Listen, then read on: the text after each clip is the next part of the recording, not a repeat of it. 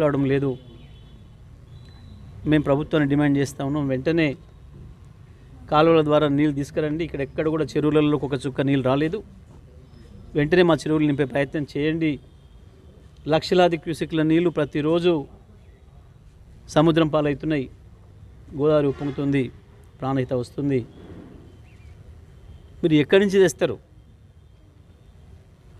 మీరు ఇంతకాలం బుకాయించి ఆనాడు మేము మేడిగడ్డ నుంచి ఎత్తిపోసి ఎల్లంపల్లికి తెస్తే వృధా చేసిరని మాట్లాడినారు.